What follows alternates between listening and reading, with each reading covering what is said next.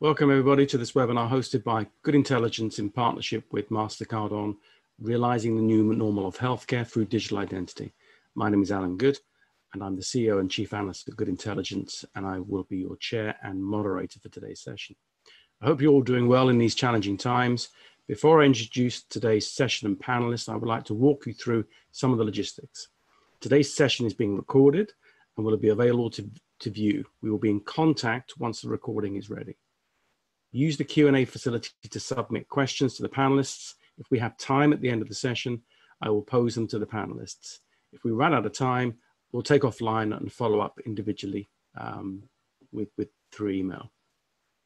In the new normal era we face, our group of experts shall unpack how digital identity can foster the shift of day-to-day healthcare needs to digital channels by bringing together personal health data, empowering doctors to provide telemedicine and effectively implementing services such as contact tracing. Meeting individuals' needs in this digital era requires collaboration from all parties involved. Working together, we can accomplish what is impossible alone. Convenient, secure, smart digital interactions that work better for all of us. I would like to ask each of the panelists now to introduce themselves, starting with Dr. Manpreet Najjar. Manny. Thank you, Alan. So I'm Dr. Manpreet Najjar. I am a consultant in infectious diseases at Bart's NHS Trust. I've been leading the clinical response for COVID at Whipps Cross Hospital for the last 3 months. And I'm also the co-founder of True, and we've been working on digital identity in healthcare for the last 4 to 5 years, mainly around healthcare identity for the doctors and nurses, both in the physical world and then as we undergo a digital transformation in health. Thanks, Manny. And Dr. Sally Eaves. Hi everyone, a pleasure to be here. I'm Dr. Sally Eaves from Forbes Technology. I'm a CTO by background. I'm also a professor in emergent technologies and an advisor in that area. And I run a non-profit called Aspirational Futures. I've also been heavily involved in the HPC consortium around high performance computing and how to use that with big data to address issues around COVID-19. And our next panelist is James Monaghan.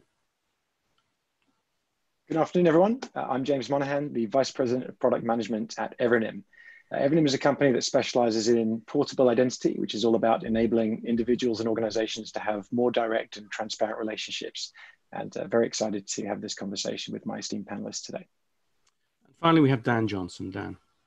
Hi, everyone. Also very glad to be here. My name is Dan Johnson. I'm Vice President of Digital Identity at MasterCard, and I'm responsible for business development of our ID service in the UK, Europe, Middle East, and Africa. Thanks, Dan. Do you want to give us an overview of digital identity in the current climate and the landscape you're operating in? Yeah, I'd love to. So just as a kind of brief introduction to what digital identity is, really it's a way of proving that you are who you say you are, particularly when you're interacting online. And that's not just for online interactions, that's also in-person interactions. Recognizing really that in the let's call it the old paradigm of being able to go and see people and be introduced to people, that's quite easy to prove that you are who you say you are, often through a broker or a proxy.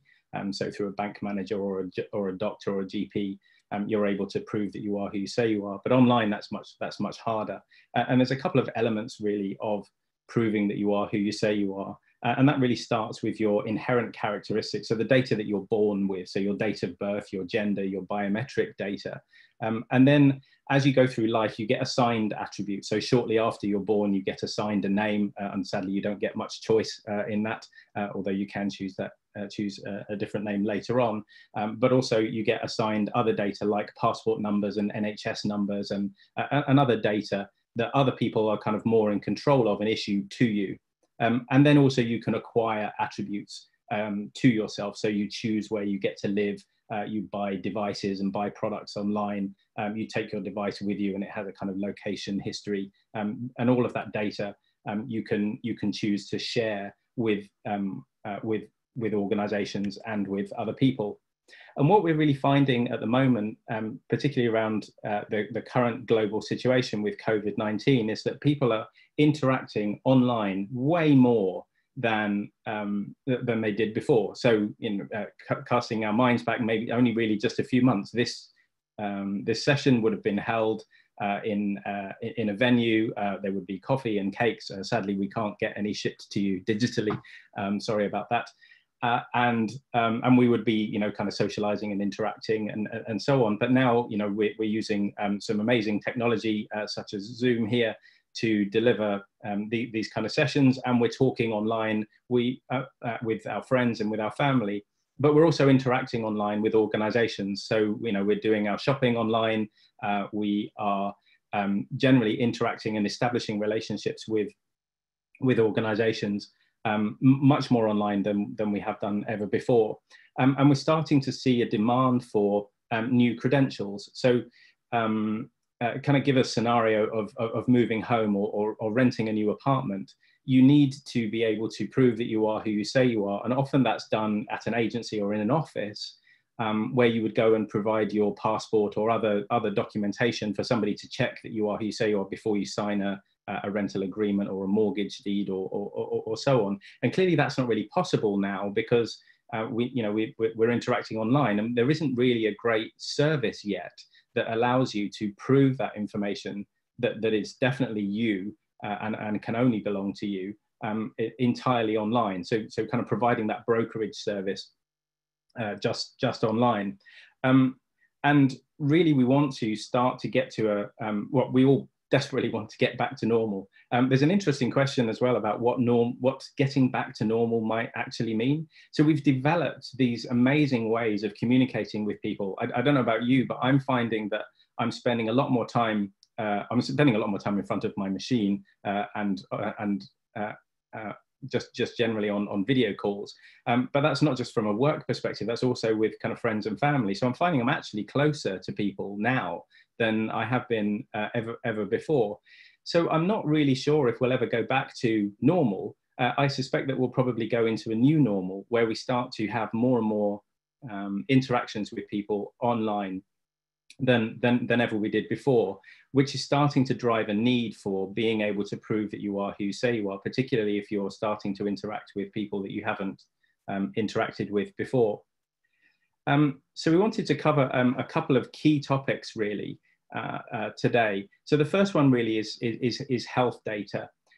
So there is, as you know, we have our patient records. There's lots of information about us.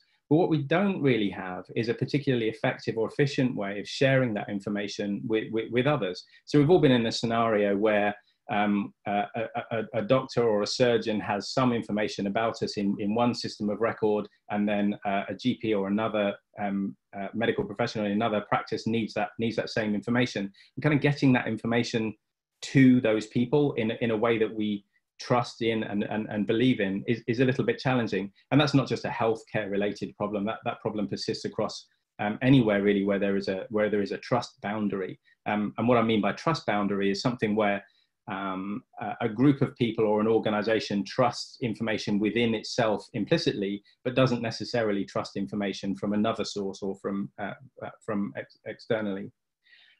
Also telemedicine. So lots of people, in fact, I was just discussing with Manny just earlier that, people are are currently concerned about leaving their homes and going into hospitals and other kind of care facilities. So telemedicine is becoming more and more important to people, and certainly provides a way of providing access to healthcare that maybe people just didn't have before. So it's a really important thing, but it's really important to understand not just, am I really the patient and am I who I claim to be, but also is the person that I'm speaking to at the other end of the video link or telephone link, are they actually a doctor? Are they really who they claim to be?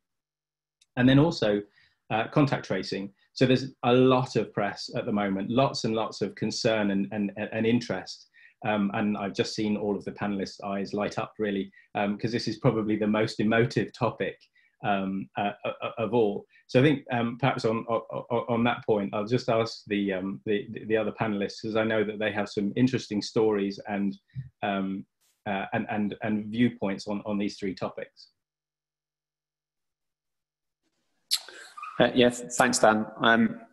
So from from a digital identity point of view, I think noticing the change and the rapid transformation in digital healthcare over the last 5 years, I think one of the things it has been clearly evident is one of the things surrounding our medical ethics and our principles in terms of huge amounts of health data being held centrally in silos or even having access to them. And as doctors, we're kind of ingrained about the sense of confidentiality and consent and autonomy about information. So in the physical world, if I had a diagnosis, you had a diagnosis in a room, I wouldn't go and shout out about it. But as we undergo this digital transformation, we don't know who's accessing your data. If it's all held centrally, where's it going? So there's no control or access from you. Whereas before we had this kind of, ethically we were bound, but at the moment the technologists have kind of taken that away from us. We're trying to pull that back with some of these considerations. And I think one of the things COVID has highlighted is it's been amazing. It's been an acceleration of the need of these things. And I think digital identity will be foundational. I think trust is the biggest thing. And as a doctor, I think being able to build trust is something I'm in a privileged position to do. But I do that in hospital. There are nurses around there who can tell who I am. I've got a badge. But I think as we move into this digital world, I think once someone builds trust and focuses on a relationship, they share more data with you and of higher value, so I can come to a diagnosis earlier. In this new world, if I don't trust you, and even in the real world, people don't trust you, that they hide stuff or they won't tell you the real stuff, and actually your insights aren't as great. So I think actually just knowing who that person is and being able to trust the data that says that they are that person, they can do that thing, and they're eligible to treat you is going to be a really powerful thing moving forward. I think just one of the other things that's highlighted in COVID is one of the things about inequalities, I think, has been just going through COVID-19, it's highlighted the inequalities of healthcare. We know people socially deprived, or I think minorities have worse outcomes. And I think that's one of the things, I think as we do move into this digital identity world, we really do need to take into consideration that this isn't just for the privileged of society. I think we need to be considering when we go and design stuff like this, it needs to be totally inclusive. Thanks. I know, Sally, you have some particularly strong views on contact tracing. And you're on mute, Sally.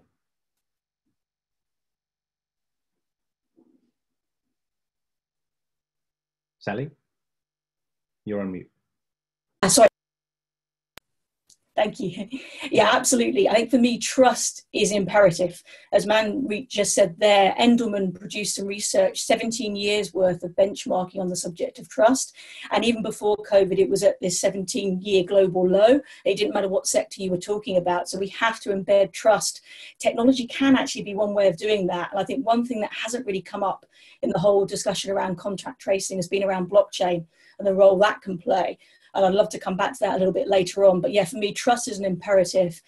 Making sure we're consistent in the approaches that have been adopted. And again, around contact tracing, different approaches are taken across the world, and that creates challenges around interoperability. But obviously, we need to have confidence about what is being done with the data. And literally just this morning, a major new UK research study of consumers looking at people, what people were thinking about this subject and what their fears were. And it was around risks around cybersecurity, around geographical tracing, and what would be done with the data later. So not just in the COVID crisis, but what that data could be used later on. And with the current system that's being proposed, it is very centralized.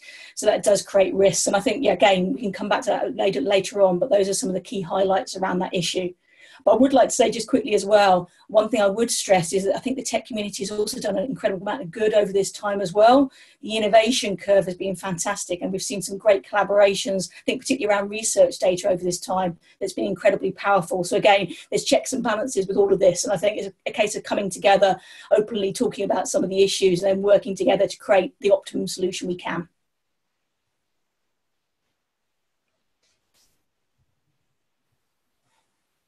Alan, if I can hand back to you.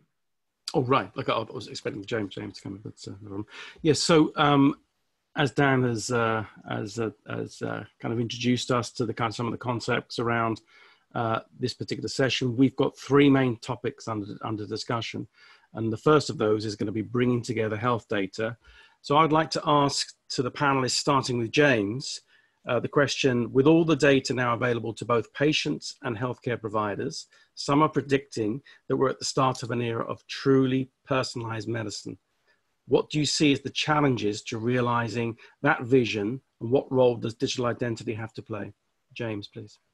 Gosh, that's a great question, Alan. So I think you're right. First of all, I mean, there's an unprecedented amount of information available, and really, when you think about it, there's probably 4 different challenges. I mean, one is the simple question of how do you actually get access to the information? It lives in all kinds of different places. It's coming from different sources.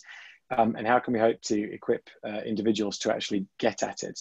And that's perhaps the most obvious way that digital identity can contribute, because as Dan explained at the outset, most times when you think about identity, it's really about either proving who you are or proving something about yourself. And typically proving that you have the right to access that data is the first and most crucial step in being able to go and get it.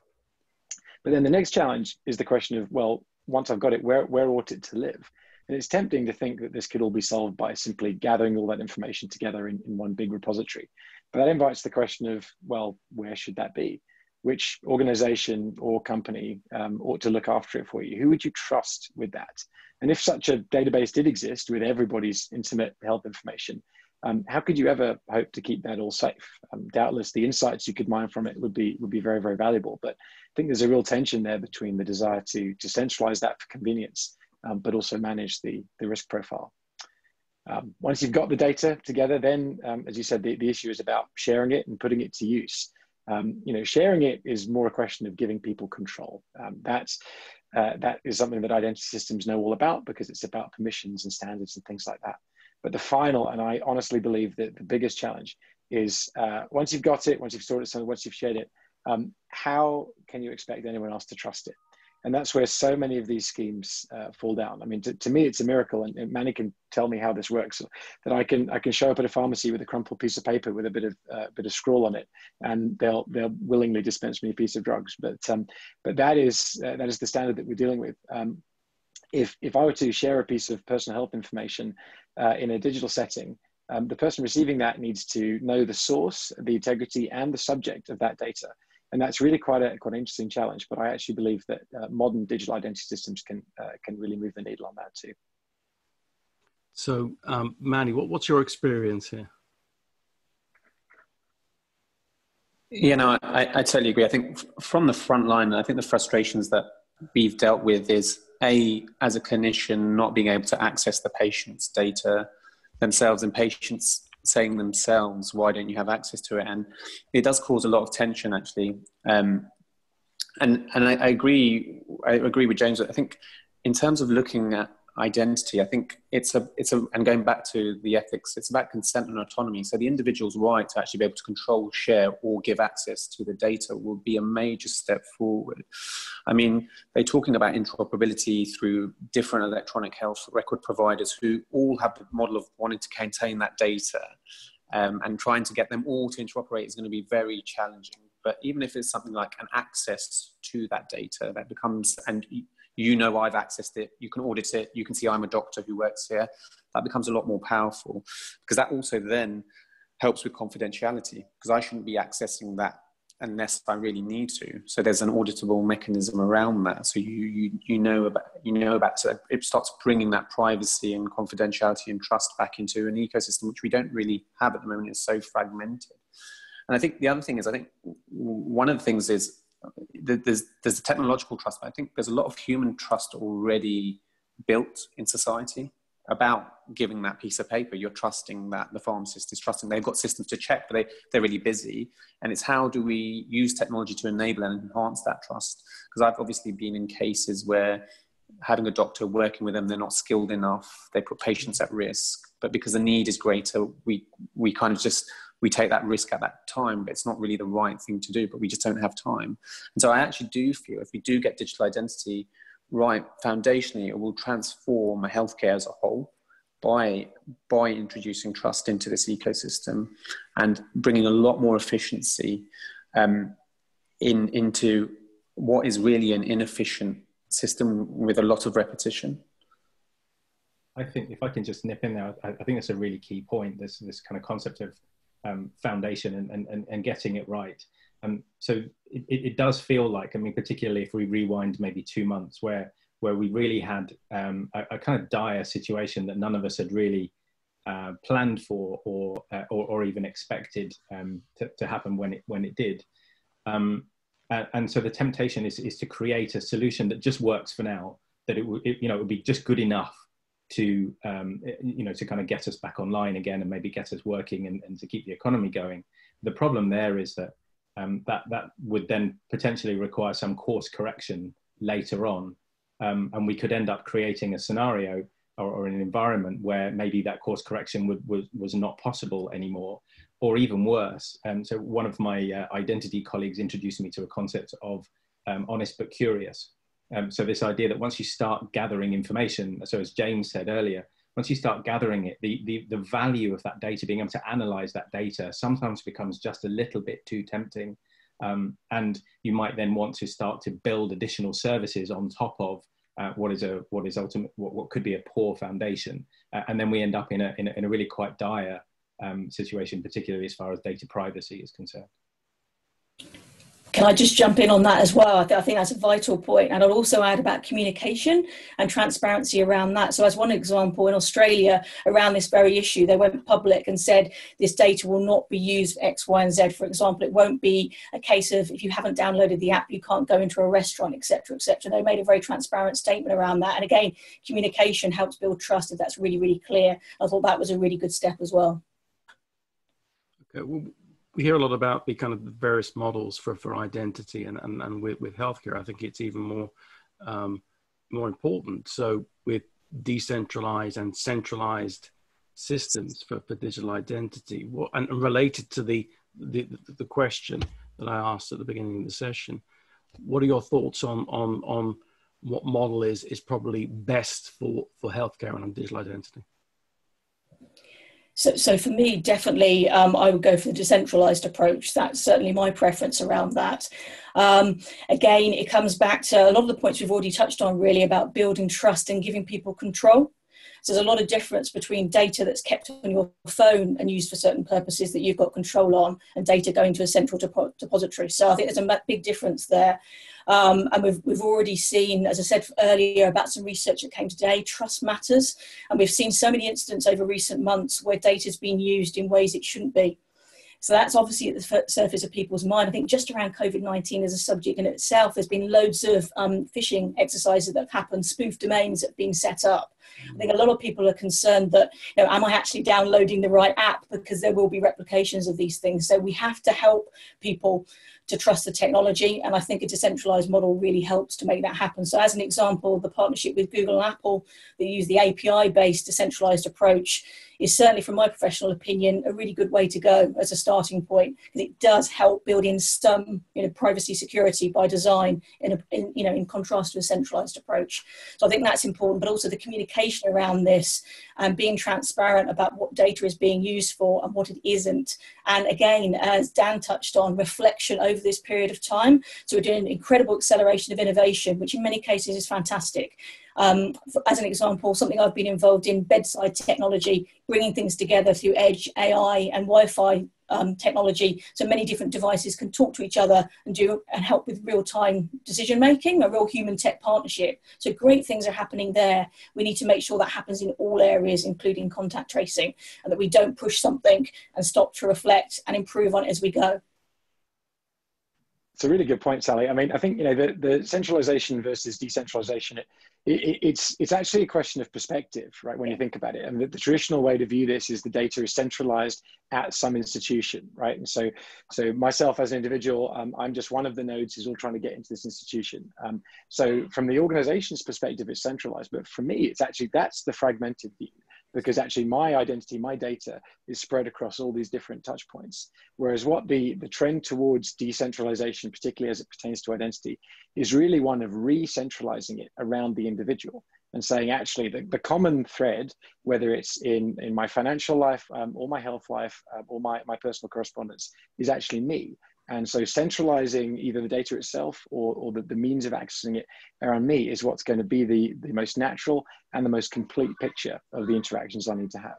And so, it gets set up sometimes as a jumping off point for a conversation around blockchain and governance and things like that. And I think there's some really, really interesting topics we could go into there. But I think the most important message for our audience is to not think of this as a kind of a radical move down that kind of crypto anarchist path. It's more a more natural recognition that the individual in many of these scenarios is the natural point of centralization, and it's a reframing of the problem around that.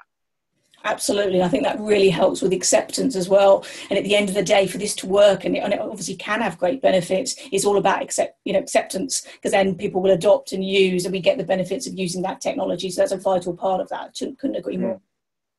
And I'd add on to that. I think actually, if you look at it in the physical world, especially in the healthcare space, it's interesting because we do actually have a decentralized approach when it comes to maternity health and having the red book for the children right at the beginning of your life.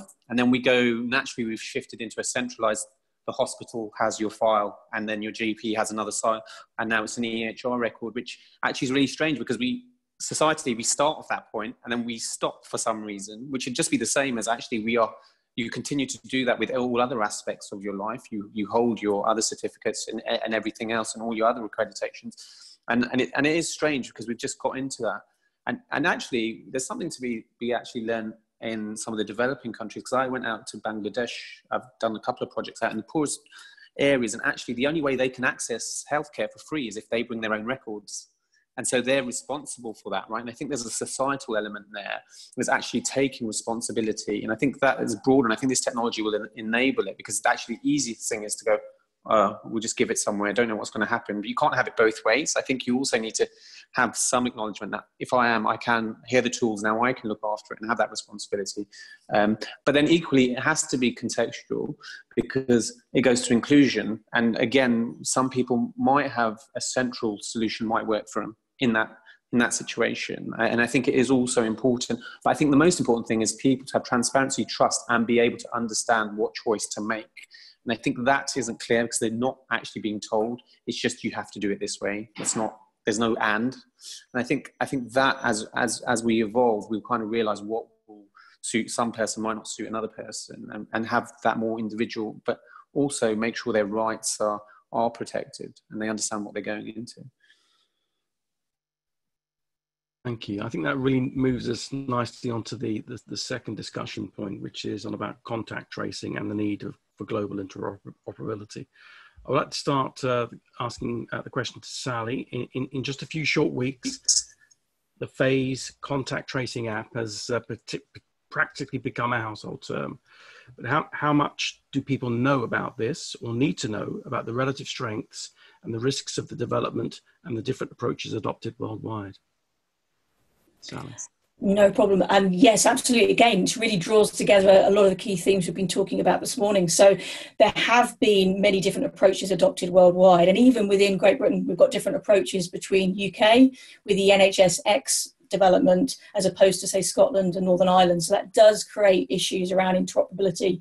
We need something ideally that is more seamless across borders, and that will, in the future, as we touched on there, we need to look at where we are now and where we're going. And there have been concerns about, for example, will this data here lead on to other things around immunity passports? And I know we might come on to that a little bit later on. So for me, this consistency of approach is vital. As I said before, around communication as well, we need to be clear what data is being used for and when, how long is data being kept for, et cetera, all these different points. We need to have a consistent approach to that and clarity around communication.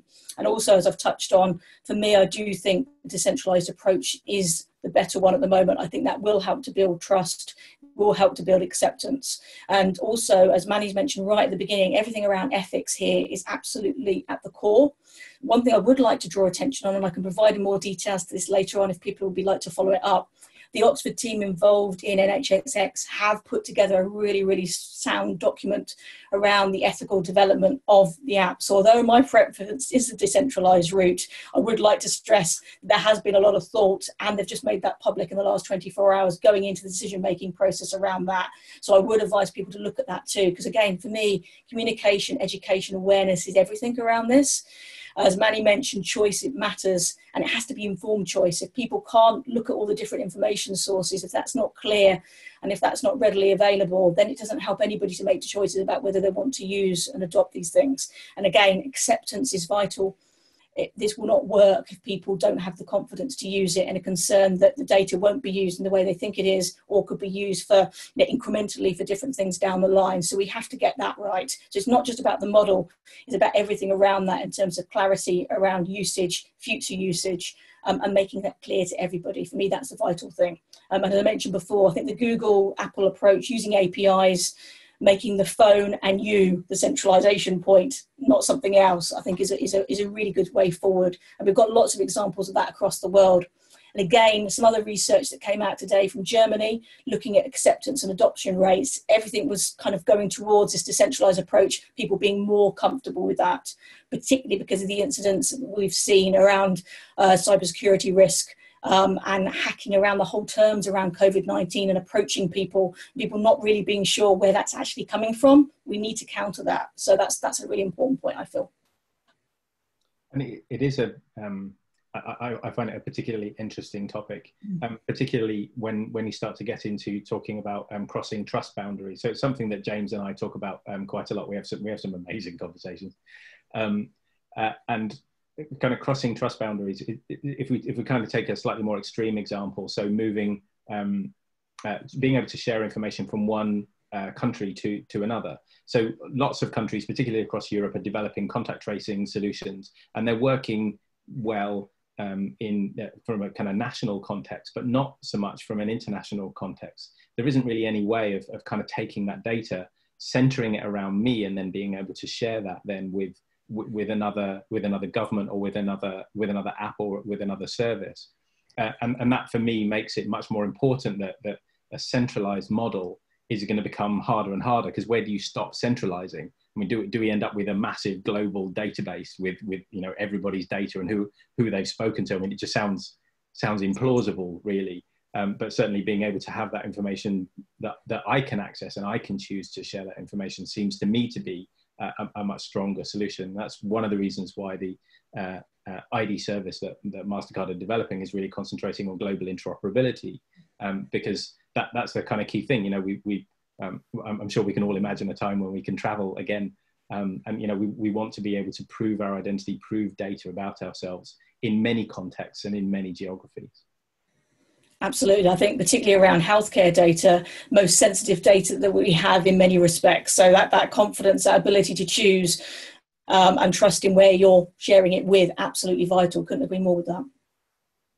It's tricky, isn't it? Because we don't want to just blindly hand over yet more of the keys to our lives to the tech giants like Apple and Google, right? Although, when it comes to shiny toys, I'm very happy to hand over my money for those things. But at the end of the day, they do have an unprecedented level of insight into everything that we're doing. So just doing that blithely would be foolhardy. But on the flip side, what if for these use cases they're actually being more thoughtful, or perhaps even more responsible than some of the proposals from certain governments around the world?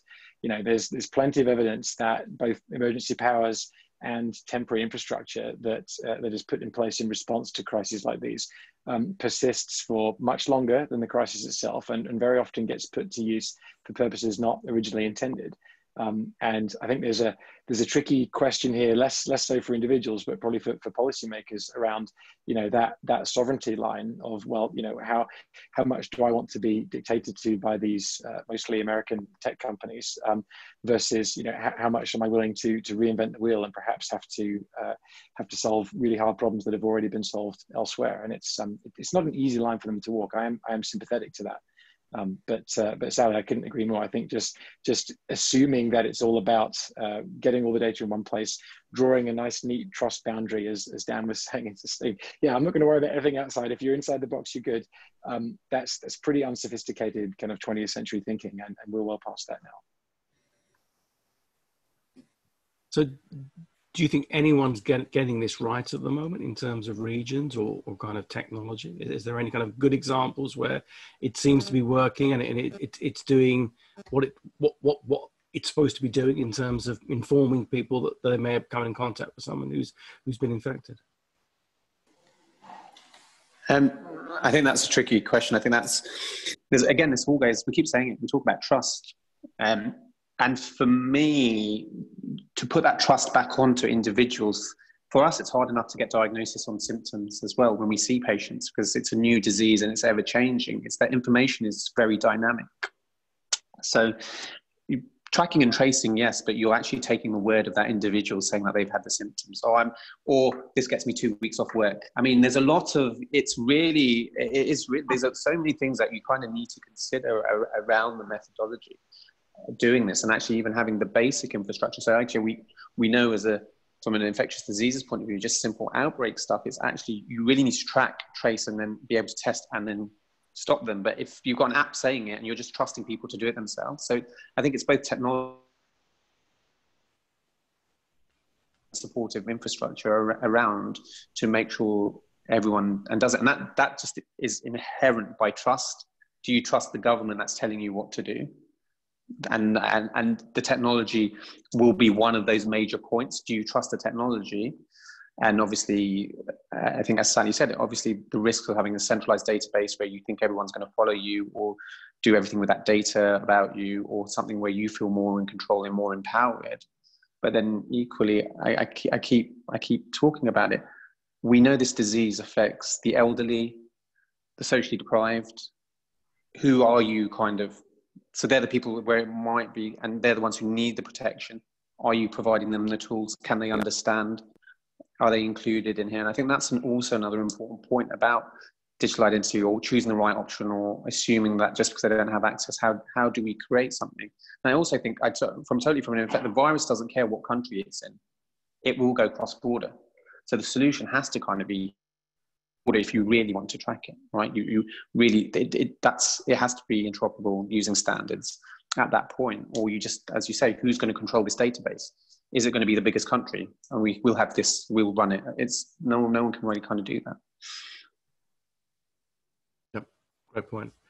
Now on to our third discussion topic, and what we've seen through lockdown and is a rapid acceleration of digital transformation. So this is trends that we've been seeing for the last 20 years, but obviously COVID is education, work, everything is now being delivered at home, and that also includes with medical. So with primary care, instead of having to go to a GP practice to get diagnosis and to get support and help, we can leverage telemedicine. So with that in mind, I'd like to ask a question to Manny to start off with. It is said by 2028 that more people will have consultations with their doctor virtually than in person. And no doubt COVID may have accelerated this process, has accelerated this process.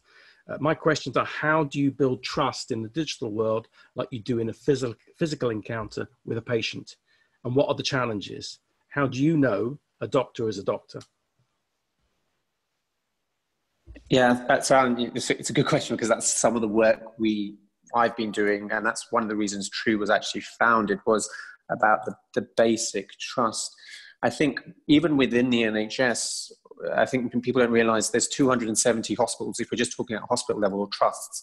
And so moving from one hospital to another, because they're considered different entities, they don't trust each other.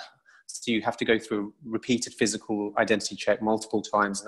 And so I think there's two things. I think one, there needs to be an enabling technology, and we could say distributed ledger technology, and blockchain might be able to do that with verifiable credentials. But the other thing is the human trust level is actually, do I trust them and can I verify that? So instead of me having to go, you like having a digital watermark, like you see my degree, you'll see the watermark there, you'll say, oh, I've got a degree from, or here's my passport. And what equivalents can we do that into the digital world? And I think it's really important. I think Dan mentioned it earlier. For this to work, it has to be an ecosystem play, and it has to be collaboration, because trust can only be there if it's diffused. If one organization takes it, they can control the way it goes. So for me as a doctor, I have multiple aspects of being a doctor. I get a degree, and then I have a general medical council, but then I do something from the Royal College of Physicians. So I have multiple attributes that I have to collect. Now, it's not just the GMC giving it to me and then they can push them all away and say you can't. They're allows, and they all have to kind of work together. And we collect those things to do it. And it's not like actually someone can take that away from me once I have that piece of paper. So I think that's really important. And I think there was a case actually in Germany, and I think I've spoken to you about this and I've talked to you about it before, but there was a Skype call where there was a doctor in Germany who was getting people to electrocute themselves over Skype because they believed he was a doctor. He was doing stuff in mental health and illness, and there's no way to verify he's a doctor, he's got the skills, and he wasn't even a doctor, he was a fraud doctor. And he was paying people to electrocute themselves, and sadly I think one person died. And I think as this happens, virtual clinics are brilliant, but it's how do we have that trust? When you're in hospital, at least someone can say, you're not a doctor, I've never seen you here before, or you're not a nurse, and can you show me your ID badge? And even then, that's not brilliant, but it's a lot better than actually, you don't know who's on the other end. You might see someone physical, but actually, do you know I'm actual doctor? At the moment, I've got a badge here, but I could have just been setting this all up at the moment. There's no way for me to prove to you right now that I'm actually a doctor. And I think I think there's a lot of blind trust, and then there's a trust on a platform to say, actually, how do you know that platform? If they were a commercial organization, how do you know they've just got 20 people and then you don't know? And I think it's going to be a really important thing going forward. I think you touched on a really interesting point there, which is the kind of partnership model that's really required here. So certainly we believe at MasterCard that there is no one single organization that can solve all of this, that it requires partnership with organizations, and those organizations really need to be trusted organizations. We call them trust providers in our model. They need to be trusted organizations. So like the NHS or your hospital, your GP, your trust, or your bank or your mobile network operator, and other kind of organizations that have information that relates to you in a specific context. So I went to university, I have a degree in computer science, lucky me, and I have a certificate to prove it, which has a kind of wax seal and stamp on it, which realistically I could probably make a copy of if I really wanted to, or create a fraudulent copy of it. But actually being able, if you called my university and say, was there a Dan Johnson, and did he get this degree at this time, then they could confirm that information. So really, I think what we're talking about is kind of bringing those organizations together and being able to share that information, but centering it, as James said, around the individual, so that individual is in control of where those links are to be able to cross those trust boundaries. And for, in my case, to be able to say, I have this degree, and so therefore I can get a job at the level that I want to, or I have these test results and I want to be able to share them with another organization. So I think right, Dan. A partnership model is a kind of crucial element here. Yeah, and didn't mean to cut you off at the end there, but I think you're exactly right, because it's a model that we're used to in the physical realm, right? We produce, as you said, whether it's degree certificates or bank statements, utility bills, driver's licenses, all the time, and they're under our control. We can use them in a number of contexts beyond the one in which they were specifically provided to us in, but they're valuable because they come from a recognized institution that someone else places trust in. So by dint of me having them, they allow that relying party to place some trust in me. They are usually conspicuously linked to me in some way. They've got personal identifiable information on them, or a photograph or some other biometric like that. Quite often they have tamper evidence features on them as well. But almost, in my view, most importantly, but most often overlooked, they're quite strongly private. So in your organization, in your example, you're right. If someone wanted to be absolutely certain about your computer science degree, they would have to call the university and ask. But in doing so, they're revealing something about you to that trust provider, to the university, right? So they're revealing the fact that you have applied for a job or applied for a loan or something like that. They might even, in order to get the university to answer their question, have to say specifically who they are. And so now that issuer knows something about the interactions you're having, perhaps many, many years after you graduated, not that long in your case, obviously, but many years after you graduated. And that model feels really artificial in the real world, but actually it's the default online. right? So the kind of identity providers as they are today. So when you sign in with Facebook or with Google or something like that, the convenience of having that one provider vouch for you in all the different apps you sign in for is offset by the fact that every one of those apps phones home and quickly asks that provider, hey, by the way, is that really Dan? And in doing so, they reveal all your interactions. And so I think it's critical to Manny's point about trust and to Sally's point about choice, that individuals are able to use these credentials, these facets of their identity with freedom, and the freedom that comes from knowing that their privacy is very strongly protected and they're not leaving these kind of digital breadcrumbs across all these different interactions that they're trying to have.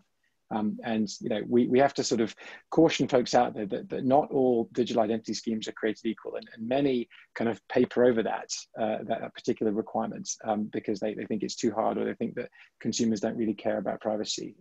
But actually, I think if we look at how people use identity in the real world, we realize that privacy is actually very central to how that trust is established.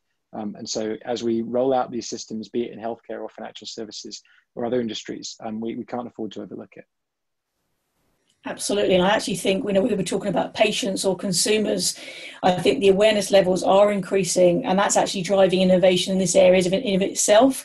Is a tipping point there about who's creating that demand for that innovation. So I think this whole COVID-19 situation, with the legacy of it, that only accelerates the need to do so. And I think that's being driven from new areas now as well. Yeah, and I'd echo that. I think privacy in health is a massive thing. I think that for me is one of my main concerns. I think confidentiality and privacy, because that will build trust. And once I have a trusted relationship, I'm more free to share data, and then we get better insights. And I think for me, I think that's something I think privacy and confidentiality I think it's funny because I think the medical world and the data world I can't even speak, quite a lot of similarities regarding all these things about consent. Autonomy is the same as sharing your data. What do I do?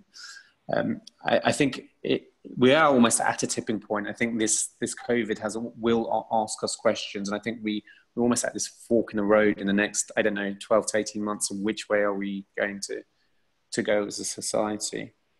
Yeah, and we've got to remember that the choices we make will probably be living with for a decade or more, because it's very hard to pull these systems out once they get deployed. So I think you're quite right. There needs to be a thoughtful discussion about those topics, Manny, and it needs to not just be technologists. It needs to be experts like yourself who are actually intimately aware of the context in which these conversations happen and this trust is really built. Because the challenge for all of us is to translate that real world trust into the digital realm. Very much so. And I know we're running out of time, but that probably is very important when we're thinking of something like an immunity passport. I know Manny has his views as a clinician on this, but from an identity point of view, the whole kind of interoperability, trust, privacy, security, it's essential when you're building something like this. And things are rapidly so quick in this world that there is a risk that things will be not done in the appropriate way. Okay, right. Thank you. I think that's fascinating, and every one of those sessions I think was interlinked, and I think we kind of were discussing some of the real kind of important points that is kind of driving the use of digital identity and the sharing of data within medicine at the moment.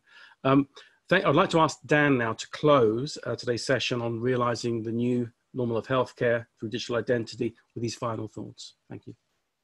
So I think that's, thanks. And I think we've kind of all touched on this really. So we've talked about the kind of back to normal. And I think the reality really is that we're not going to go back to normal. So a kind of key question, I mean, not just for panelists here, but for everyone listening, is to try and sort of figure out, well, what kind of normal do we want to go back to? Do we want to go back to this kind of world where everything is dependent on physical interactions, and as soon as those physical interactions are taken away from us, the world stops, which is kind of what feels like has happened to us. So what might this new normal look like? Where are we going to end up with a hybrid of digital interactions as well as physical interactions? I can't believe that we're going to move entirely online. Maybe those would be famous last words. I'm not sure, but that doesn't kind of feel right. I mean, certainly I'm missing you know, being able to see my friends and see my family and, you know, give my mum and dad a hug and so on. I'm missing that. So I can't imagine that we will move entirely online. And so what we really need is a way to ensure that life can carry on if we can't interact physically, but in a way that doesn't expose us all and create scenarios where, you know, people can be subject to fraud and where risks increase. And that's something that we at MasterCard are passionately working on with our ID service. And if you want to find out more about what we're doing and what that means, please visit our portal, idservice.com, where you can read about our principles for identity, all of which I think echo the comments that have been made by Manny, James, and Sally, Alan, and of course myself.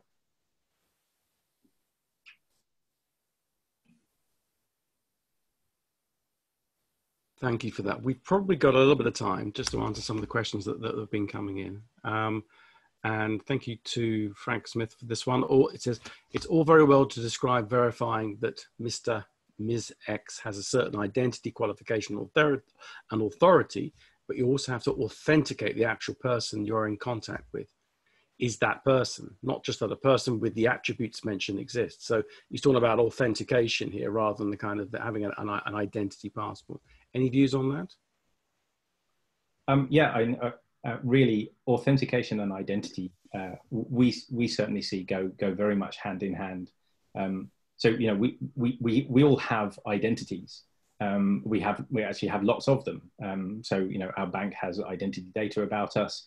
Some of us have multiple bank accounts, and that's kind of an interesting scenario in itself. So I have multiple bank accounts. Each bank, you know, I've gone through an onboarding process for each of those banks, and each bank is fully compliant with in the UK with the Joint Money Laundering Steering Committee guidance, which in itself is an interpretation of the anti-money laundering directives.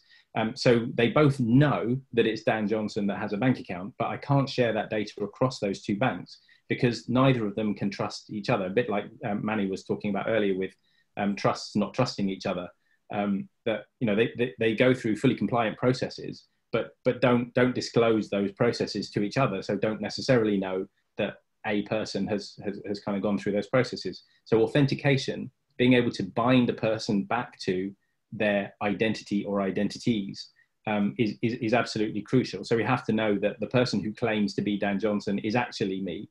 And we can do that by binding my face to my photo ID, so my driver's license or passport, but then also linking that to my claimed degree or my claimed health record or any other claim, you know, the fact that I'm paying a utility bill in a house that I pay a mortgage on. Once you start collating all of that information, it becomes much harder to claim somebody else's identity, but also you can then build authentication on top of that to then prove that the person who's coming back or presenting themselves is the person to whom all of that data relates.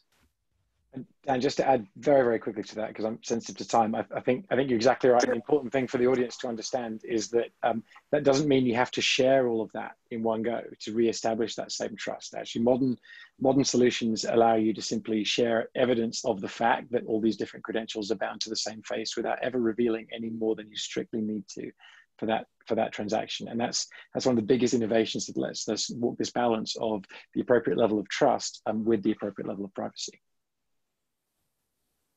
Thanks, guys. And there's a question here from Motoyoshi Yamaho. Is there a global open platform or blockchain-based database for saving data that doesn't belong to a particular company or country, or trend to create such ones? James, for you, perhaps?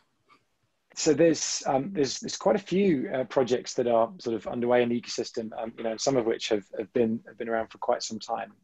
The project that I'm closest to is based on an open source technology called Hyperledger Indy. Evan, my employer, actually was involved in the initial creation of that project. But that is the basis for the Sovereign Identity Network, which is a global network run now by 70 different organizations who are diverse in terms of their geography, jurisdiction, and their industry.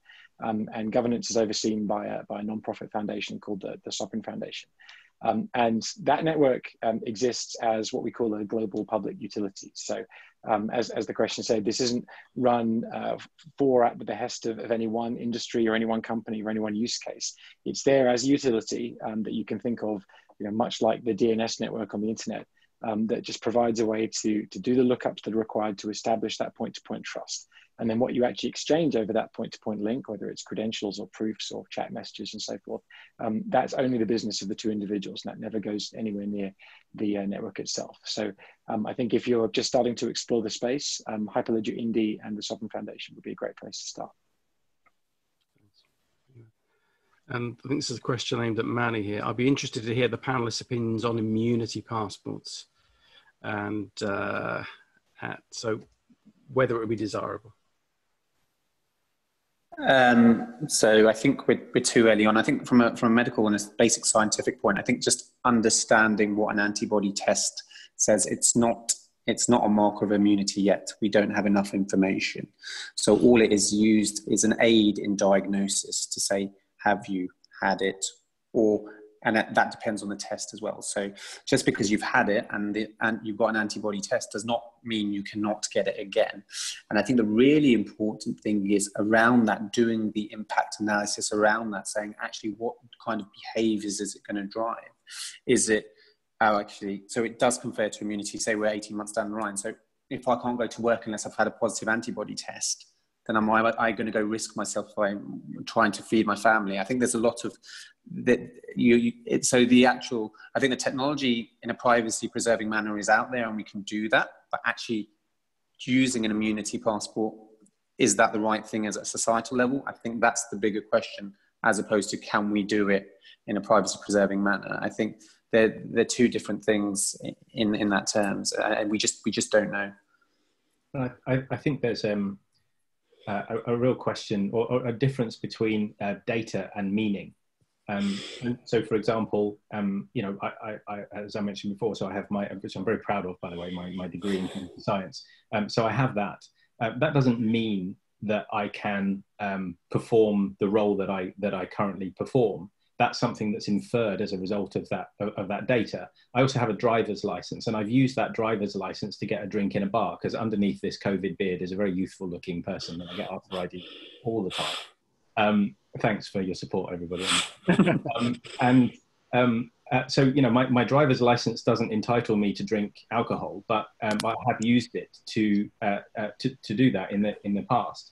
So I think there's a difference really in conveying meaning associated with data. So, for example, I could get a test, so an antibody test, for example, and want to share the results of that with another organization. That doesn't mean I'm immune. It might mean immunity at some point in the future. It depends on how the science kind of evolves. But there is still an immutable fact that says, I had a test, it was this test, I had it on that date, and the result of that test at that time was this. And that might have meaning to organizations in the future. Okay, brilliant. Thanks for that, Dan, and thanks for your comments, Manny. Right. A big thank you to all the panelists and speakers today for joining us on this presentation. I apologize if we didn't get through to all the questions that came through today, but we will follow up individually with you to answer those. So have a safe and enjoyable remainder of the day, and thank you for your time today. Thank you.